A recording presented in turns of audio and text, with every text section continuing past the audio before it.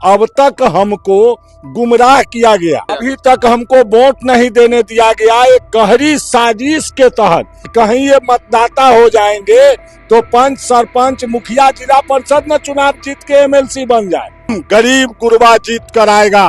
24 के 24 एमएलसी हमारे बिहार से जो आएंगे, नए तरीके का आएंगे, नया नया आएंगे। आने वाले समय में पंचायती राज व्यवस्था को जो कुठाराघात किया गया है उस पर अंकुश लगेगा।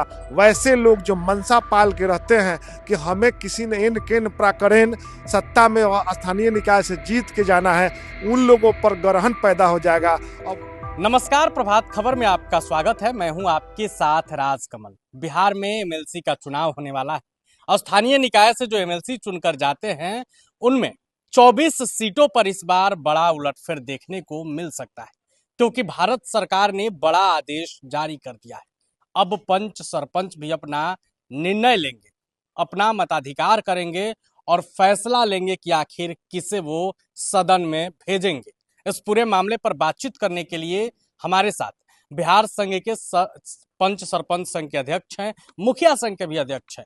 चूंकि सबसे पहले पंच सरपंच की बात है तो हम शुरुआत यही से करते हैं। क्या है पूरा फैसला सरकार का?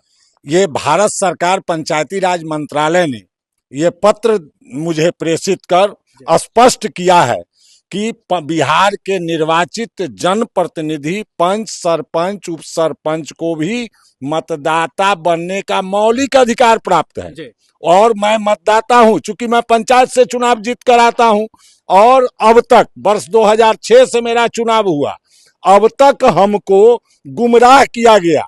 मतलब अब तक आपको वोट नहीं देने दिया? अभी तक हमको वोट नहीं देने दिया गया। एक गहरी साजिश के तहत कि कहीं ये मतदाता हो जाएंगे तो पंच, सरपंच, मुखिया, जिला परिषद में चुनाव जीत के एमएलसी बन जाए। इस वजह से हमें तंग, तबाह और परेशान किया गया। पटना से दिल्ली और दिल्ली से पटना हमें दौड़ाया जाता रहा। अंततः भारत सरकार पंचायती राज विभाग मंत्रालय ने स्पष्ट कर दिया कि पंच, सरपंच मतदाता हैं और इस आशय का पत्र मुझे अपने मंतव्य के साथ मुझे उन्होंने प्रेषित किया है, रजिस्टर डाक से आया है।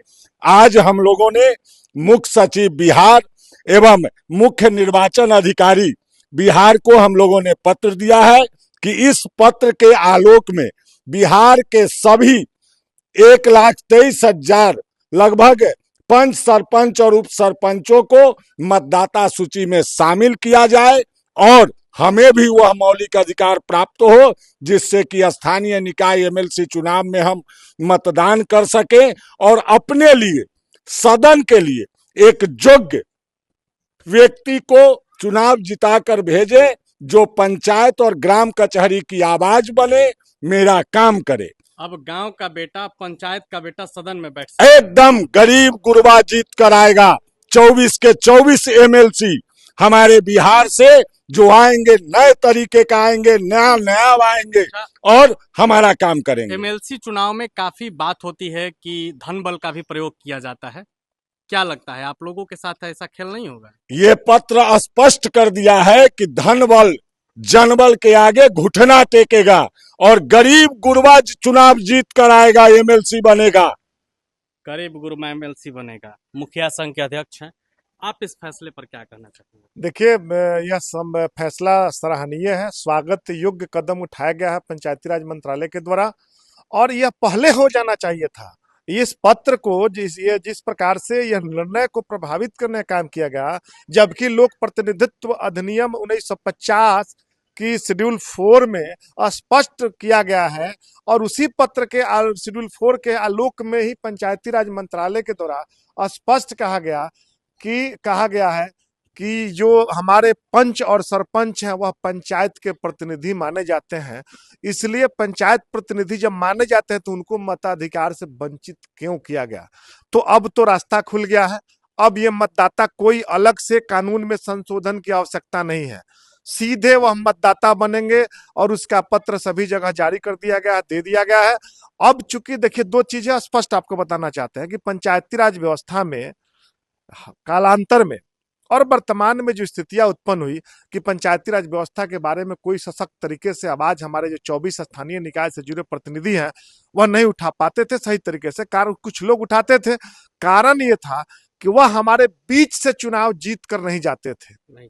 अब यह मौका आया है कि अब संख्या 2.5 लाख दोनों मिला के हो चुकी है। तो पंचायत के विकास पर कितना जो पंचायती राज की जो समस्याएं थी उस समस्याओं के समाधान के लिए सदन एक उच्च प्लेटफॉर्म अब दिखाई दे रहा है और उसके माध्यम से आने वाले समय में पंचायती राज व्यवस्था को जो कुठाराघात किया गया है उस पर अंकुश लगेगा।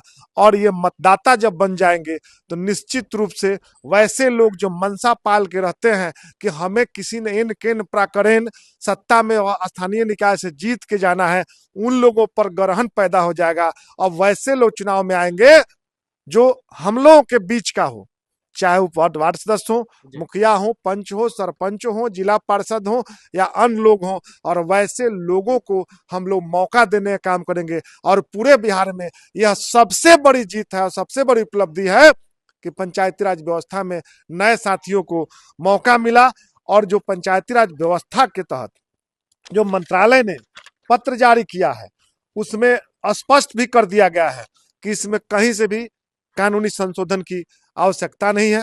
और हम लोगों ने अनुरोध भी कर दिया है और पंच सरपंच लोगों का, उनके जो प्रतिनिधि हैं, लगातार जो संघर्ष इस चीजों को लेकर के करने काम किए थे कि हमारी बात को कोई सदन में कोई माननीय उठाने काम नहीं करते थे।